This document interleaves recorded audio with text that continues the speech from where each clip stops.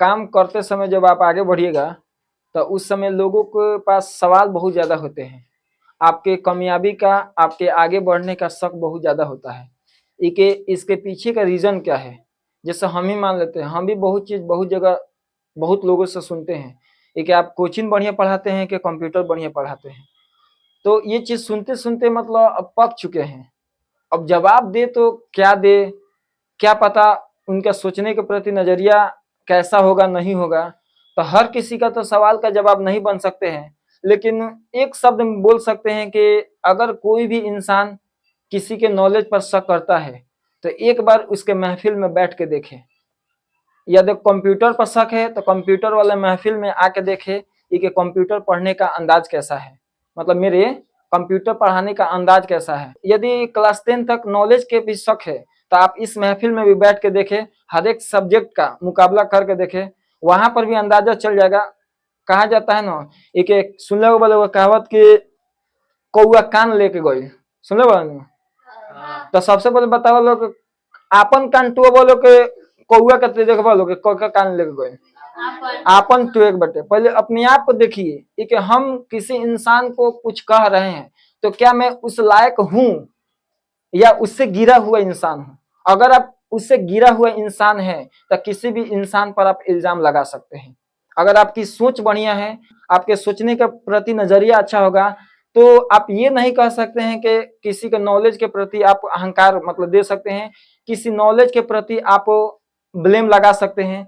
उससे कहने से बढ़िया है कि उसके महफिल में एक बार बैठ के देखे या पढ़ने वाले बच्चों से एक बार फीडबैक लेके देखे, तभी पता चलेगा कि अगला इंसान कैसा पढ़ा रहा है और नहीं पढ़ा रहा है। समझ में रहे हैं? और उनसे भी मैं रिक्वेस्ट करता हूं कि जो भी मेरे नॉलेज पर शक करते हैं या तो खुद आके बैठ के पढ़ ले और नहीं तो किसी अपने पटीदार को भी भेज के पढ़ा ले।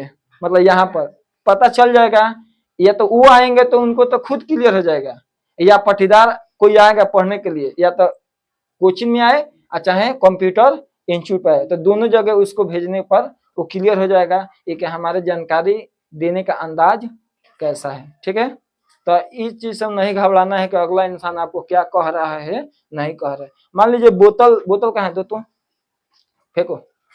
एग्जाम्पल बहुत मतलब दिमाग में अभी रिसेंटली आया है। देखो एग्जाम्पल क्या दे रहे हैं। अगर मान लीजिए ये बोतल है, बोतल में पूरा पानी भरा हुआ है। अगर हम अगला इंसान कह रहा है कि बोतल में छेद है, हमको पता है कि पानी यहाँ तक भरा हुआ है। अगर कहेगा कि पानी छेद है और छेद कह के वो चला गया, तो हमको पता है कि हमारे पास ये बोतल है, हमारा बोतल है, पानी कितना है।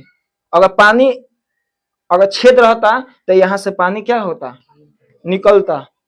तो अगला इंसान आया और कहा कि बोतल में छेद है और कह के चला गया। तो इसके वजह से हमको पता है कि बोतल हमारा है, बोतल में कितना पानी है और बोतल में छेद है कि नहीं है। इहो बात ध्यान दीजिए। एक बहुत मतलब एकदम सटीक है, थोड़ा सा और लगेगा सुनने में, जैसे पूरा महफिल में 10-15 आदमी के बीच में एक आदमी मतलब पा देता है, स्मेल करता है, तो उससे क्या होता है कि जो पा देगा वो एकदम दमी साधेगा। दमी साधना मतलब समझेगो, उसको लगेगा नहीं कि हम कुछ नहीं है, बस एकदम सीधवा आदमी है। जो महफिल में पा देगा वो एकदम क्या होगा, एकदम सीधवा की तरह रहेगा। लेकिन आसपास जो होता है ना, आसपास जो आदमी होता है उसको बहुत जल्दी महकता है और कहता है कि तुम पादे हो, तुम पादे हो। ऐसे ऐसे पूरा क्या हो जाता है, हल्ला हो जाता है। लेकिन जो पादा है वो कभी नहीं कहता है कि तुम पादे हो, तुम, क्योंकि पता है कि वो मैं पादा हूँ। उसी तरह ये किसी भी चीज पर ब्लेम है। अगला इंसान क्या करता है कि किसी चीज पर ब्लेम लगा देता है, लगा कर क्या हो जाता है, शांत हो जाता है। आसपास आदमी से कह देता है ये इंसान गलत है, वो इंसान ऐसा है। अटीदार पटीदार दोस्त यार माहौल में जिस मतलब नहीं, जिस काम में आप लगिएगा उस काम में आपको दाग लगना जरूरी है। जब तक दाग नहीं लगेगा तब तक आप आगे बढ़ने का कोई जरिया नहीं होगा।